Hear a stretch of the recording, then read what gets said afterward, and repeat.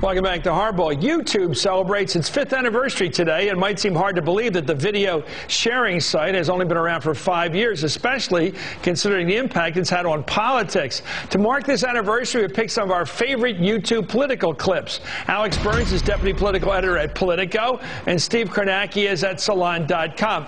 Gentlemen, let's watch now one of the more interesting ones. This YouTube clip, which we'll show a portion of, played into some perceptions of candidate John Edwards. Let's watch. Such a pretty face, such a pretty dress, such a pretty smile, such a pretty day. I feel stunning and entrancing, feel like running and dancing for joy. But I'm pretty wonderful. Is that fair to have the West Side Story music playing for this guy, Steve?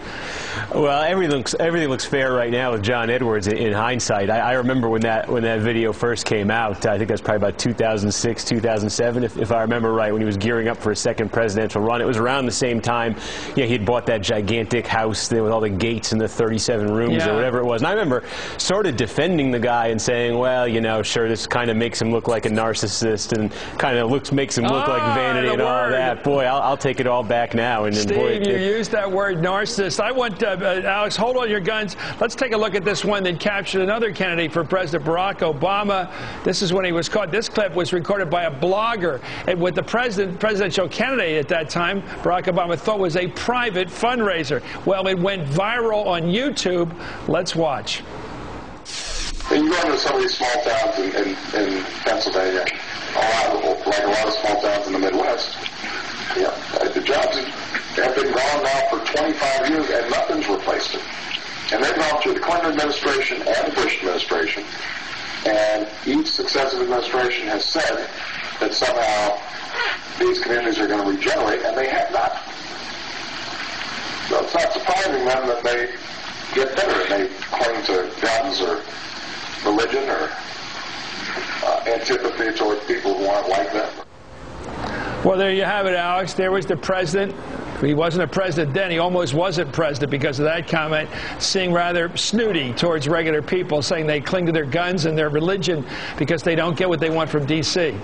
Well, sure, Chris, you know, you heard candidate Obama in that clip sort of playing the role of sociologist in chief, talking about voters in a very important primary state in a way that you can imagine plenty of folks saying behind closed doors, as the president did at that time, not expecting it to get out. And, you know, you can draw a straight line between that clip and the reason why Barack Obama is not out campaigning in western Pennsylvania in the special election there for John Murtha's seat. He's just not welcome by many, many voters as a result of sentiments like that one.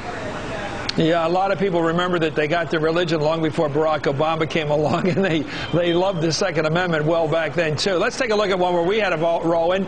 Here's Texas State Senator Kirk Watson. He was mayor of Austin. He was a big surrogate for President Obama in his campaign. We went after him a bit. I asked him if he could name what Barack Obama had accomplished as a senator. Here's his answer as it was. Let's listen. You're a big Barack supporter, right, Senator? I am. Yes, I am. Well, name some of his legislative accomplishments. No, Senator, I want you to name some of Barack Obama's legislative accomplishments tonight, if you can.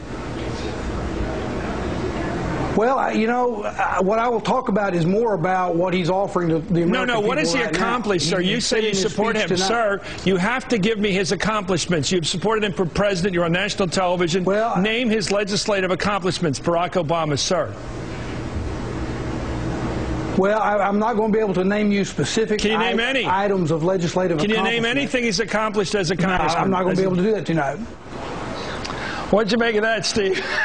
Boy, here's the surrogate they put on for us that night. They recommended we put him on our program that night to speak for the president, the presidential candidate. And I said, well, what's he done? And it was a showstopper. And I'm guessing that's the last time they offered him up as a surrogate anywhere. That was the failure. I don't know if the failure was on the campaign's end, not equipping him with talking points, because it had only been basically the entire message of the Clinton campaign that Barack Obama didn't have any experience and didn't have any accomplishments, or if it was a failure on his part. This is what I'm guessing. guessing, to read the talking points that he was given and to anticipate that question might be asked. And I can't have sympathy for that. Well, here's another one where a guy was tongue-tied on our program before we get to the biggest one of the year, the last 5 years. We want to hold that one. But here's one where a talk show host, a good guy, I think, Kevin James, when I asked him what the word, he had been using the word appeasement, saying that President Obama was going to be an appeaser, blah, blah, blah. And I asked him to just name what was appeasement historically. What's he talking about? Here he is. Let's listen. Tell me what Chamberlain did wrong. Neville Chamberlain was an appeaser, Chris. What did he do? Neville Chamberlain was an appeaser, all right? What did he do? Neville Chamberlain, his policies, the things that Neville Chamberlain supported, all right? Energized, legitimized, and made it easier for Hitler to advance in the ways that he advanced. What? Okay, I've been sitting here for 5 minutes asking you to say what the president was referring to in 1938 at Munich. I don't know. You don't know. Thank you. He didn't. He just didn't know. Anyway, here's the biggest YouTube in 5 years. Here it is. George Allen. Let's listen. This fellow here over here with the yellow shirt, Makaka, or whatever his name is. So welcome. Let's give a welcome to Makaka here. Welcome to America and the real world of Virginia. Alex and Steve, your 5-second comments on that each. Alex first. That election just completely turned on a dime after that clip. You know, Senator Allen, after that hit the internet, resonated around the blogs on shows like this one as well. He just could not shake questions about his relationship to the black community, to ethnic minorities in general. It defined the race. Steve, if it hadn't been for viral, if it hadn't been for YouTube, would he be a senator now? Yeah, senator, and you know, remember he was the early front runner for the 2008 Republican presidential nomination. He lost his career because of that. Technology brought him down. Besides the comment, if he just sent it to a print reporter, I'm sorry, it would have been a bad week. Anyway, thank you, Alex Burns. Thank you, Steve Kornacki. When we return,